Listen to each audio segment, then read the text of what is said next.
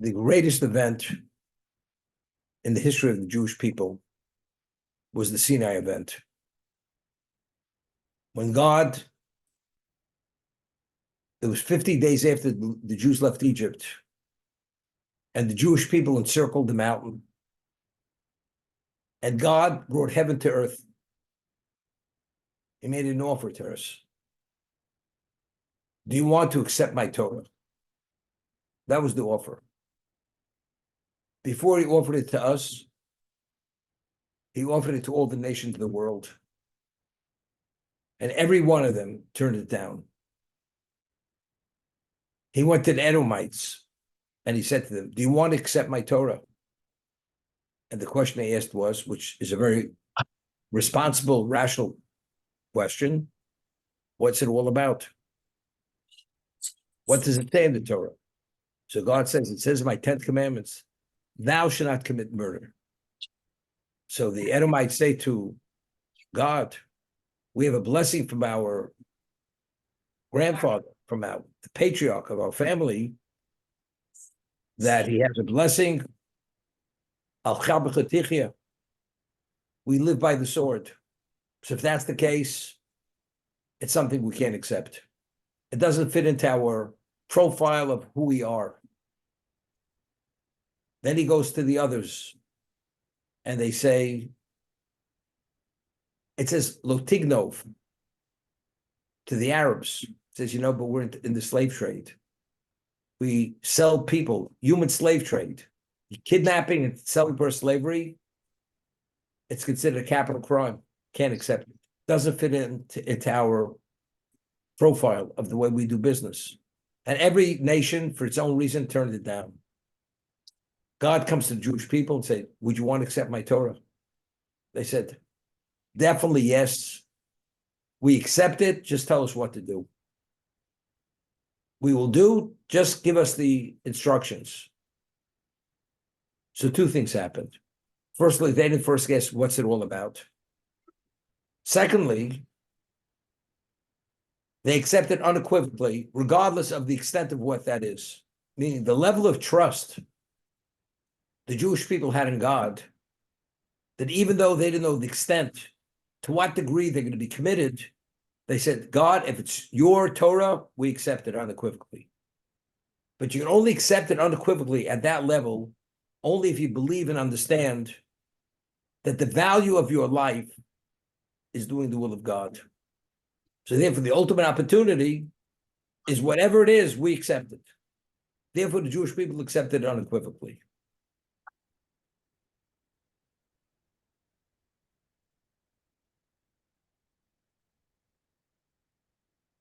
Now, we read in Pirkei Avos that schar b'ayal maleko, that the extent of reward for any mitzvah is so immense and so unlimited. As many years as you can live in this world, there's not enough time in this physical existence to be rewarded for one mitzvah. That's the extent of a mitzvah. Schar b'ayal maleko. You cannot be rewarded. Therefore, reward is held for the world to come. Spiritual world is what is unending. There's no limitation. So when God gave us the Torah, and he says, do you want to accept my Torah? What was the capacity of our understanding? If I offer you something, I believe it has, the value is unlimited. Could you say, is there any reason to say what's it all about? Whatever it's about, whatever the extent of the commitment is, it's worth it. Because if in one mitzvah, it's unlimited. So if you live a life of spirituality, it's eternity beyond, it's unfathomable eternity. Therefore, understanding, appreciating who God is, if he's making that offer, it can only be in our best interest. So there's no reason to ask what's it about. Even asking is a disrespect. Because if God is offering it and you question what's it about, evidently you're questioning the veracity of what he's offering you. Therefore, by saying we accept unequivocally, that's a confirmation of where we stand in terms of our perception and understanding who God is for that reason. What was God's response? Mi gila rosa lebonai. Who revealed the secret to my children? They speak like angels. An angel, the Pasuk in Tehillim says, David Melech first, Baruch Hashem Malochav. The angels bless God. And what are they?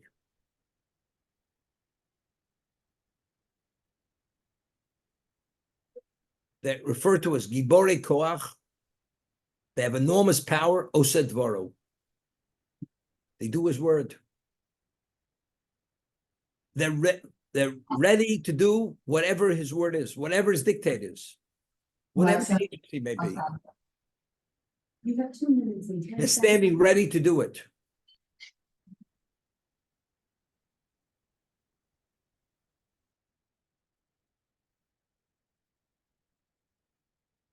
We at Sinai, we demonstrated the characteristic of angels.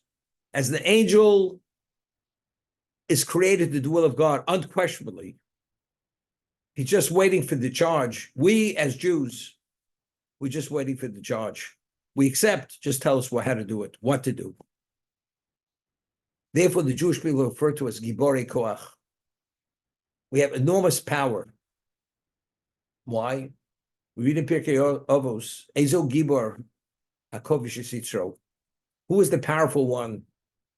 Not the one who could press 2,000 pounds in the gym. The one who could take control of his life, and despite his inclination, he's able to rein in on himself. That's power. That's strength. What we call willpower. You're able to rein in yourself despite the setting. You're able to take control of your life. As tempting as it may be, knowing it's the wrong thing, we take control. That's Ezel Gibor, HaKovish Yitzro. You conquer, you take control of your inclination, the negative inclination. Okay? That's one interpretation of Midrash. The other interpretation, it's not referring to the Jews at Sinai, but rather it's referring to the Shomrei Shvius, those who observe the sabbatical year. I just want to mention something. We find that Yaakov, he had fled from his brother Esav, and he was told by his mother and his father to go to the home of his uncle, Lavan, and there he will find a wife. He comes to Lavan, and Lavan sees his capacity work-wise. He says, what is your wage? He says, I don't want a wage. I want the hand of your daughter, Rachel, in marriage. That's all I want. Lavan, his father-in-law, had a level, was dishonest, was such a conniver, such a cheat, and such a dishonest man. It's not for us to even to understand how bad he was. And when Yaakov had to work 7 years for the hand of Rachel, besides at the end of the day, he cheated him, he fooled him. He had to give him a pound of flesh for every minute. For 7 years, he worked day and night for the hand of his future wife. And the Torah says, those 7 hard years that he worked were like Yom Machodim. It was like a few days. Passed quickly. So the question is, something you want, when it says when he saw Rachel, he knew she was his soulmate. And she had one of a kind of beauty. And as soon as yesterday, it was too late. It couldn't be soon enough. And it says, when he worked 7 years for his wife, it was like working a few days. Give you an example. I give you a piece of real estate. I said, what does it cost? And the person that has unlimited means costs you $2 billion. Man says, no problem. Well, they get 25 Brinks trucks, and the man says, only in cash. I don't take checks. I can't even get a cashier's check because a bank can't even cash that kind of cashier's check. So he calls up Brinks They should go to the American Mint, the United States Mint, bring in $2 billion in cash, $100 bills. Okay, there's a traffic jam in New York City. The print trucks that out to pay the fee for this $2 billion piece of real estate. And the man who's giving it is ecstatic. People say, are you out of your mind? You're paying that kind of money for that real estate. Okay? He owns it for 1 week, then he flips it for $20 billion. 2 weeks later, also people realize this man understood value, which we didn't understand. If we would have understood it, we would have gone through thick and thin to get that money to buy that real estate. In 2 weeks, you can flip it for 10 billion when you pay 2. Who was Yaakov? Yaakov was the most special of the patriarchs. He knew he'd be the one to father the Jewish people. But he could only father Jewish people if he has the appropriate wife. She has to be qualified to be the matriarch.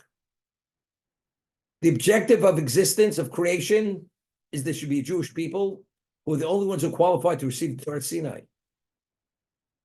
What was the innate value of Rachel being his soulmate? All the money in the world, all the effort, it's worth it. If the achievement will be, the objective of creation is going to be met through her. What's 700 years of labor? Slave labor. It's irrelevant. It's a pittance for something which has infinite value. And that's why Yaakov understood it. Therefore, the 7 years were like a few days. What he received, it was considered like he paid nothing. We find that Ephron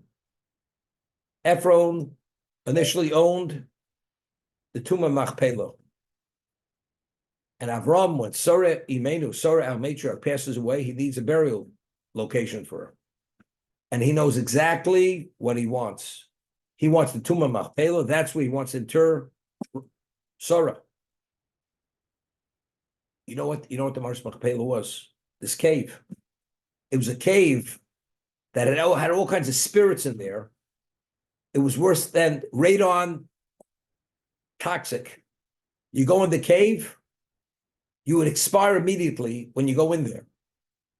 That's how dangerous it was. There were demons in there. Everything under the sun. It was swamp. It's worse than swampland, Everglades with snakes and alligators. The worst. And Avram says, "That's what I want." Ephron thought Avram's a fool. He says, "You know what it's going to cost you? 400 newly minted silver coins, which is equivalent of a few $1 million. Avram, is he going to pay it?" He thought he duped Avram. He duped him. This old fool. He's paying a fortune for something which is a nightmare. He wants to pay it, I'll take it. And I won't give it to him less than that. It's like taking candy from a baby. But what did Ephron understand? Why did Avram want that location? That was the burial location of Adam and Eve were buried in that cave. That location, when the soul leaves this existence, the Tumah Machpelah, it's a direct route straight to the heavenly throne of God. In terms of what Avram understood, nobody understood. He thought he was being duped.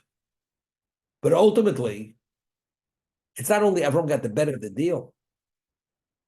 Avram purchased something which has no price tag on it. But yet, Ephron left his way all the way to the bank. Only not understanding what it was. Same thing. Yaakov understood who Rachel was. 7 years of hard labor means nothing. I give you a diamond mine to work. I said, for a year, you can't see the light of day. But every hour you stay there, you pull a diamond out of that mine, 1,000-carat D flawless. And one diamond you can live on for 100 years. That's the value. And in the year's time, you can pull out mine from that mine, thousands of diamonds. So what's not seeing the light of day? for a year where you plan to live another 100 years after that. What could you do with that value, with the worth? Every moment is a steal, regardless of what you denied during this time. But look what I'm being offered. And turning it down, it's foolishness. Give you an example. Person graduates school, business school. He's offered the position, chairman of the board, General Motors. He's 21 years old. Salary starting $10 million plus. Shares in the company. But you have to work 7 days a week, always on call, travel. Another person says, you know something? You mean I can't go to the pharmacy to have a Malton every half an hour? I can't go to vaudeville. I can't go to steeplechase. I can't go see the Knicks play at Madison Square Garden. Yeah, that's exactly what it's all about. If you understand value, you understand everything pales, and it's foolishness even to say the words. At Sinai, when God offered us the Torah, we understood who was offering it. And we understand what the value of that offer is. If he's offering it, it's an insult to ask what it's about. If he's offering it, that's what it's all about. It may be too burdensome. If he's offering it, it's not too burdensome. Because whatever is burdensome it's a pittance for something which is infinite. That's how the Jews were able to internalize that reality of that moment. But who sees things in that light? You have to be an angel. They speak like angels. The world doesn't speak like angels. Because the Jews are wired differently than the nations of the world. Our wiring reflects the spiritual wiring of Abraham, Isaac, and Jacob. We have the wiring of the Avos HaKadoshim, the holy patriarchs. Therefore, our sensitivities, our antennas are different antennas than what the world has. Therefore, immediately, we had sensed immediately what it is. Soon is not soon enough. And therefore, we grab it.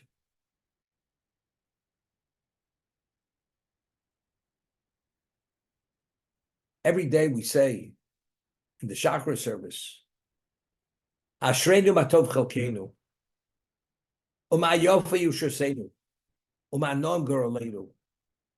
Ashreinu, how fortunate we are. How good is our portion? How beautiful is our inheritance? And how pleasant is our lot? Why is it so pleasant? Every morning, we get up early, go to sleep late, and what do we say? You know what we say? Shema Yisrael Hashem Elokeinu Hashem Echad. Hear this? That's what we're so fortunate. We're able to say Shema Yisrael Hashem Elokeinu Hashem Echad. There's a personalization with the Creator, with the omnipotent one. We have, nobody has in this world. But you got to get up early. And you have to stay late. But who could make that declaration? Only we. Therefore, Ashreinu, how fortunate is our portion. Ashrei Yoshvei Yisrael Ojabu Chaselo. Fortunate are those ones who dwell in your house, who praise you forever. The service ends. Aleilu Shabeach Ladon HaKol. It's incumbent upon us to praise the master of all. What are we praising for? That he did not create us like all the nations of the world. He is our king. We bow and prostrate ourselves to him, to no one else. Not because he gives us an open checkbook to write anything we want. No, that's not it. It's because who he is. And that's what we're giving thanks. That's the basis why we have to unceasingly praise him for that reason.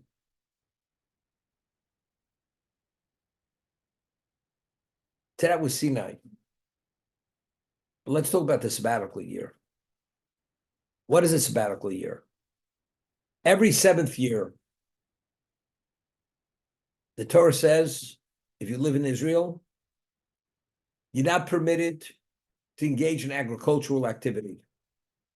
You can't plow, you can't plant, you can't reap. You're not permitted. And when the 7th year comes, all the produce that had grown from the 6th year and the 7th year becomes ownerless. Every human being has the right to go into that field, into that orchard, into that vineyard, and take anything he wants. And the owner of that field or that vineyard or that orchard has no right to stop them from coming in. Everything becomes ownerless. Every 7th year. You know what this means? For 7 years, 6 years, you've been investing your sweat and blood as a farmer into that orchard, into that vineyard, into that wheat field. From dawn to dusk every night. And you prayed your heart out that it should rain and there should be no blight. All of a sudden, the 7th year comes, what happens? You must open the gates, and it's like the locusts are coming. They take whatever they want, and you have to stand by and watch this. What you created, your earnings, your investment, the fruits of your labor. God says when the 7th year comes, you cannot interfere. You let people take whatever they want. Friend or foe, Jew, not Jew, anybody can go in the field, take whatever they want, as much as they want, and you can't say a word. You know what this means? To watch something being taken from you, something you created, and you have no say in the matter. To be able to suppress that feeling, it takes you superhuman strength. Therefore, the Midrash says, you know who the Gibora Koach are? You know who the ones who have enormous strength or like angels? Those are the ones who keep Shvius, the ones who observe the sabbatical year. And they don't interfere and not let people go into their fields and take what they want, as if they are the owners of the field. Therefore, they are Gibori Koach, Malachi Hashem. They're like the angel of God doing his will. We once asked the question, it comes to the 6th year. You're not permitted to cultivate the year during the 7th year. So the first next planting is when? Is the 8th year. And when do you harvest that, reap that planting? At the end of the 8th year. So what do? What do you do for 2 years? The 7th year is gone. The 8th year doesn't exist till the end of the 8th year. So you know what Hashem says? I will give a bumper crop in this, and in the 6th year, which is the equivalent of 3 crops, 3 years worth of crops, 3 years worth of produce. So therefore, money in the bank in advance, you cover the next 3 years. 6th year, 7th year, and 8th year. Okay? Sounds like a good deal. But yet, the Jews, during the first temple period, violated 70 sabbatical years. They did not let people come in. Did not let them come in. The question is why? God says money up front, enough produce in the 6th year, which covers you for the next 3 years. And you can take it all into your silos, into your storage locations. Why did the Jews allow it? Why did they violate it? And because we violated 70 sabbatical years, we were removed, we were evicted from land for 70 years in the exile of the Babylon exile. We're in Babylon for 70 years because we violated the landlord-tenant agreement 70 times. For every year we violated, each sabbatical year we were put out of the land. Only after 70 years did we come back. But why? Were we that greedy? We were so greedy that we wouldn't allow people to come, and God prepaid it. He gave us produce for 3 years. Simple understanding.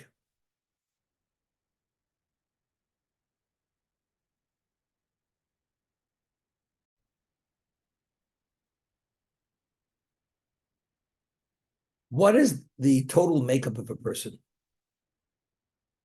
Your sense of accomplishment. We create things, our creativity, what we bring into existence. That's where we pride ourselves. Everything's not money. God says, the produce that you created through your sweat and blood, and through your capital investment, that will be available to anybody who chooses to go to your field on the 7th year. You have no say in the matter.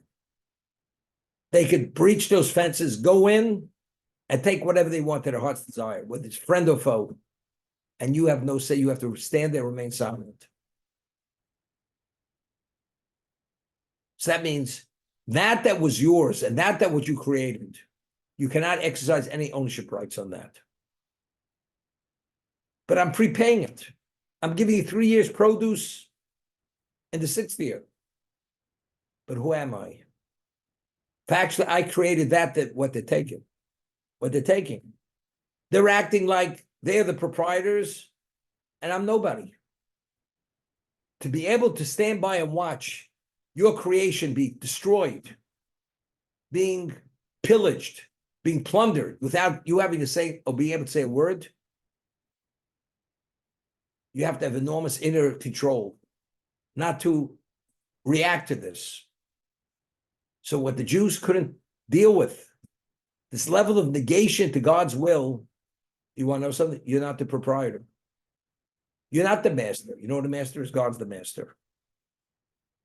And the agreement is, God is the landlord, you're the tenant.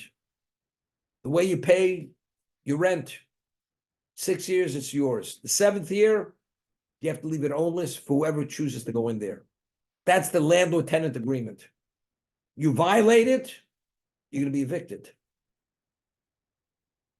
But you have to reach the point where it's the straw that breaks the camel's back. 70 years, you violate 70 Sabbath years, you're out for 70 years. That's what happened.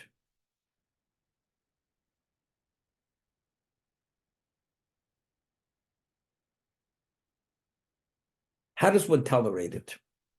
I'll give you an example. Person is what we call, I don't even want to say the word philanthropist. Person is a baltstoker. He truly gives charity and supports spiritual things, Torah learning, feeds widows and orphans, provides, builds synagogues where people could pray and people could learn, gives stipends to people sitting studying Torah, everything. Somebody said, how do you give away so much money? You know what you can do with all that money? And how much fame do you have from that? You know, you give it to Cornell, you give it to NYU, you give it to who knows where. Your name will be in neon lights. You go down, you'll be invited by the President of the United States for a level of acknowledgement. Here, who's gonna thank you? A bunch of backward, old, archaic rabbis who doesn't have a capacity to understand what's going on in this world. But the man says, look, I know where to put my eggs. I chose the right basket. But how? You deny yourself all that fame. By putting it in another basket, you'd have much more fame. You'll have much more return. The man says, I know exactly what I'm doing. But how does he have that capacity to appreciate what he's doing is more, regardless of the amounts that you're giving, more than anything you can find anywhere else? If a person lives his life within the spiritual context, you study, you do the mitzvos, then you're like that real estate mogul who buys that $2 billion piece of property and he can flip it in 2 weeks for $10 billion. Because he saw the potential initially, regardless of what you're paying, what's the return on that investment? You can flip it in 2 weeks for $10 billion. You put 70 years of your life into a certain investment. And having a sensitivity and understanding where to put your eggs in which basket, the return, there's nothing compared to the return. But they're taking everything you created. What did I create? Grain, fruits, vegetables. What is it? Its value is only exactly for this purpose. To give it away because that's God's will. The full tzara agra. The more difficult the mitzvah is, the greater value it is. Because it's showing a greater degree of negation for God's will. This is the ultimate opportunity. Because the more difficult it is, that makes it more valuable. That's exactly what it is. But you have to be there to appreciate it.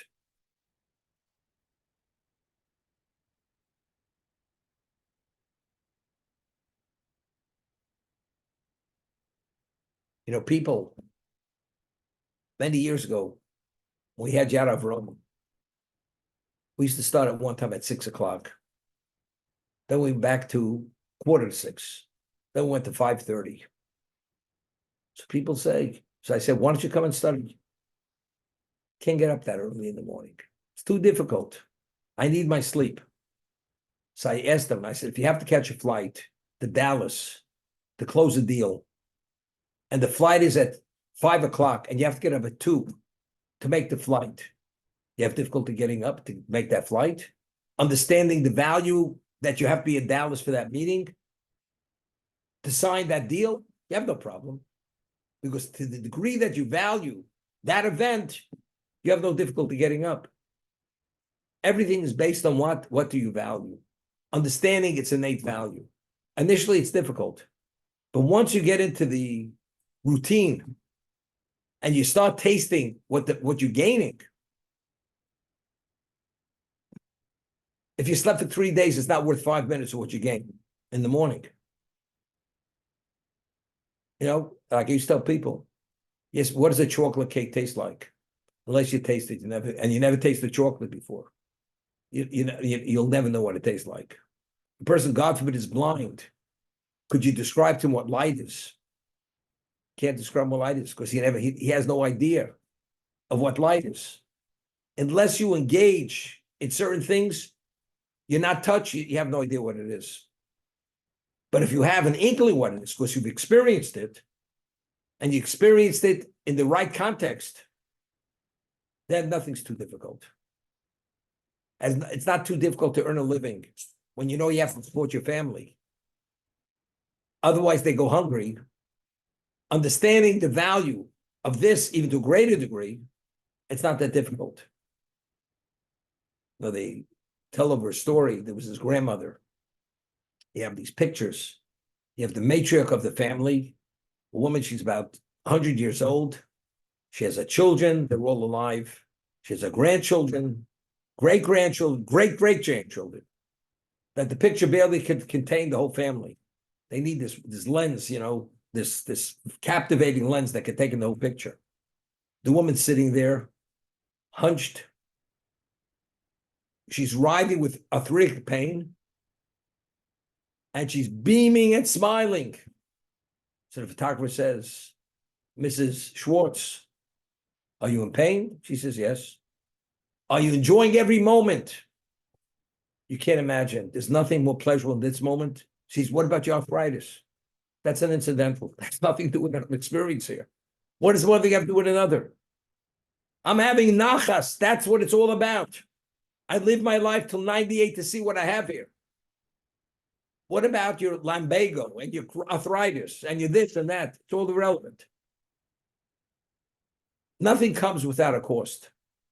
But if the return of what you have is invaluable, the effort is meaningless, regardless of what the degree of effort is. It's all what you appreciate. What's the objective? What's the value? If a person is dying and he has to pay $1,000 for a slice of bread to save his life, and he tells a person out of context, he says, you know, I paid for a piece of bread, $1,000. Are you out of your mind? But you don't realize, because I had that piece of bread, I was able to live, and now I have 60 years to live. It's not worth $1,000. Out of context, you don't understand, but within context, that now that I'm alive and I breathe and function and do things, it's worth $1 million, that piece of bread. Because without that bread, nothing has any value in it, because you're no longer alive. And that's a reality. So it's what you believe. What is the value of anything we do? You put on a pair of tefillin in the morning. You say Shema twice a day. Whatever we do, what is the innate value of that? And Rabbi, if I didn't put on my tefillin, if I didn't observe the Shabbat, and if I didn't do this, if you didn't, you're denying yourself something which is not, it's immeasurable, what you don't have. Do we know exactly what it is? Most of it is based on our faith and trust in God, because He tells us what it is. Because that's written in the Torah. It's part of our tradition. At Sinai, they understood what it was. Was there, they prophesied, they were able to internalize that reality. Today, we function on tradition, but we spiritualize ourselves through the various mechanisms, mediums, which God gave us, which is the Torah and the observance of the mitzvos, positive and negative commandments. To open all our channels to be appreciative of what spirituality is.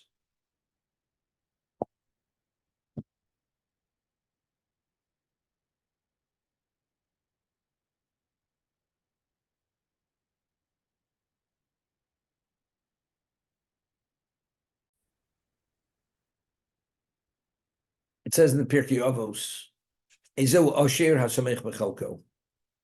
Who is the wealthy person? The one who's satisfied with his lot. If you're satisfied with your lot, you're wealthy. And I always say, what makes a person happy or feel fully satisfied? If you're content. If you're content, you need nothing else. If you're not content, you can have everything in the world and you're miserable. So Ezeu Osher, who's the wealthy person? If you're happy with your lot. If you're happy with your lot, you're content. You're not happy with your lot, it's irrelevant how much you have. As much as you have, you want more or you're looking for something else. Okay, that's a simple understanding. The Chafetz Chaim explains, we pray every Shabbos and Yom Tov. We say to Hashem, Seichel kein b'Torasecha. Give us our portion in your Torah. What do you mean give us our portion? Which portion? The Torah is given to the whole Jewish people. Give us an understanding of the portion of the Torah. Give us our portion? So the Chafetz Chaim says at Sinai, which is explicit in Chazal, in the Torah, and in the Midrash, that every Jewish soul that was ever meant to be born, besides the people there at the time, were present at Sinai when God gave the Torah to the Jewish people. Every soul, there are no two souls which are identically the same. Each soul has nuances of differences of spiritual capacity. Each soul was given its portion of Torah. So what your portion may not be mine. Everybody has a different capacity, different potential. So we're asking Hashem, give us our portion of the Torah, the portion that was designated for us. At Sinai, allow us to maximize on it, to be a full beneficiary of that portion. That's what we're asking God. Now, he says, if I give you a project to work on, and it takes 10 years, and I say, I want it to be done in 3 weeks, it's an impossible task. It takes 10 years. How can I do it in 3 weeks? So I have to give you enough time to live and to do things to bring about the end result, the project. What about to be able to do the project correctly? You have to have a lodging, you have to have sleep, you have to eat food. So the one who's asking you to do the project, he has to provide the means. And if he doesn't provide the means, you can't do it. You can't address that project. What about he gives you, the means he gives you, distract you. He'll give you alcohol, which of course you become intoxicated. Or gives you certain situations which you assume gluttonous behavior. And you're not focused enough to bring about the end result.